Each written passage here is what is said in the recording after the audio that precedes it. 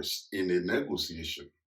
Welcome to Streams. On this edition of Streams, I'll be sharing with you 9 common negotiation mistakes that people make in business or in their life.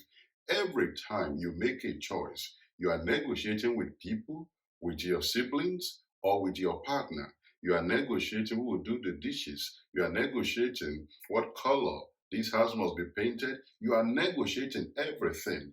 And people leave this to chance in business instead of improving or learning skills to be effective at negotiation. And if you watch these 9 common mistakes, you avoid these pitfalls and you can be better at negotiating good deals in your business, in your relationship, and everything that comes your way.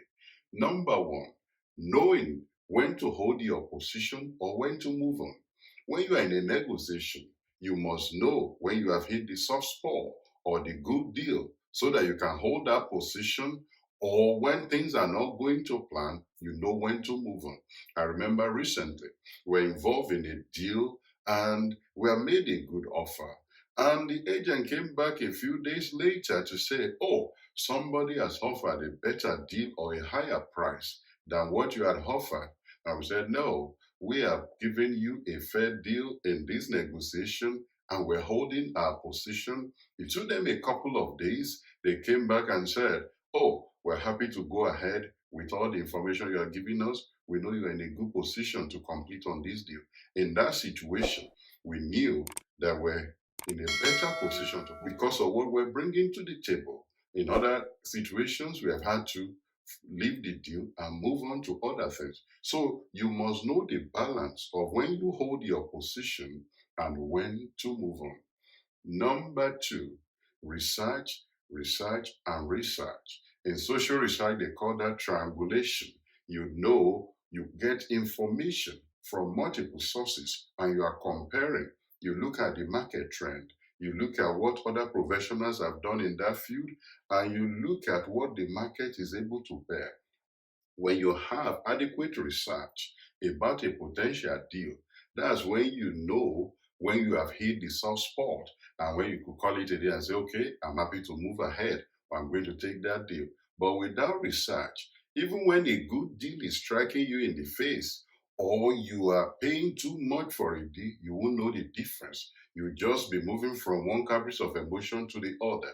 So research and research is going to help you in your negotiation deals. Number 3, don't lead with your emotions.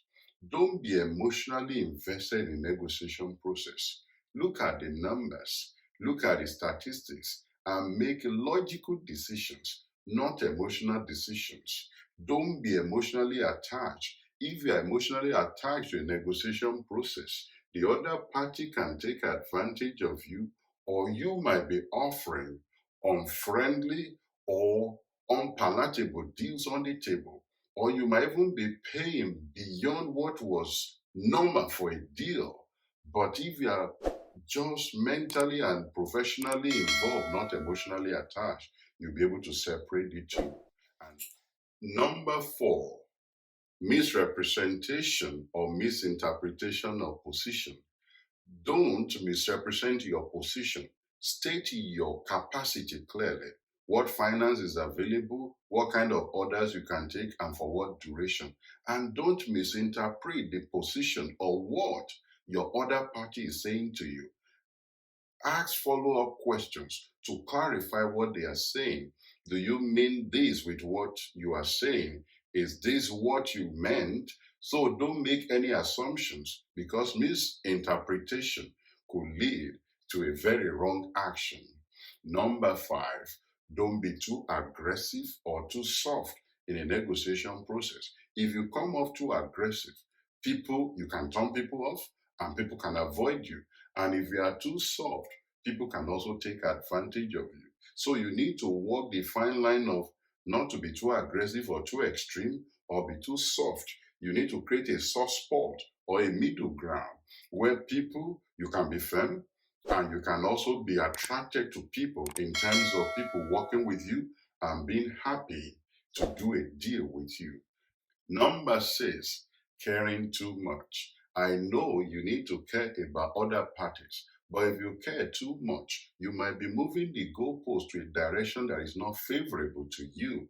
You need to be firm. You need to look at the numbers and look at your position. Is this good for you? And is it going to advance your interests without necessarily giving too much ground to the other party, which can make you feel bad or unhappy at the end? So, caring too much, I'm not saying you should not care, but caring too much can derail a negotiation process.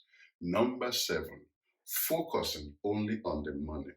In a negotiation process, there are parties involved. So you want to look at the money, but also look at the bigger picture, the relationship, or things that may grow out of that negotiation process. So focusing only on the money could make you to miss the big picture or what is unfolding in that business climate or that business relationship. So don't focus only on money. Focus on all the pictures. What are the partners at the table? If I take a little cut on this deal, could I get a relationship that gives me long-term business dealings? Or I've had occasions where I give people contract or business dealings and they're just looking at what they can make on the immediate, and they lose a long-term opportunity to perpetually make more money. So focusing only on money could make you to miss the opportunity that is on the table. Number 8, win and lose strategy. Some people goes into a negotiation with the mindset of I must win and they must lose. Getting my position is not enough. I need to make sure I beat the other party and they need to know that they lost. If you have that kind of a mentality, you are not going to get good deals or you are not going to build fantastic relationship in business. You need to be looking at a win-win situation for all the parties involved in the business. If you get your position, are they happy? So that both of you can walk away feeling good about your position. That is what an effective negotiation does. Not I beat them or they must feel that they lost. If you do that or you take that kind of a strategy, you are just destroying your own brand or your business for that matter. So watch it. Don't just think about winning and they losing.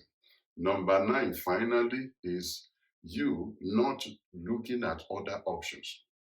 No matter the business, no matter the deal, there will be some opportunities that you might not be able to complete on your own.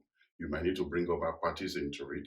Or if a deal is on the table, you might need to look at other providers that may offer the same deal, even at a better and effective rate. I've had to take business from partners that seems to be, changing figures or changing the goalposts all the time. And I move it to other people who are appreciative of the relationship and the business opportunity. And in some cases, you might not even have the capacity to fulfill or complete a deal. You might need to either sell that or move that to other people. So you need to be looking at different angles and different perspectives to a deal that is in front of you. I hope you're going to utilize and avoid these 9 common mistakes in negotiation so that you can get better at negotiating deals, buying new services, or selling products, or negotiating agreements.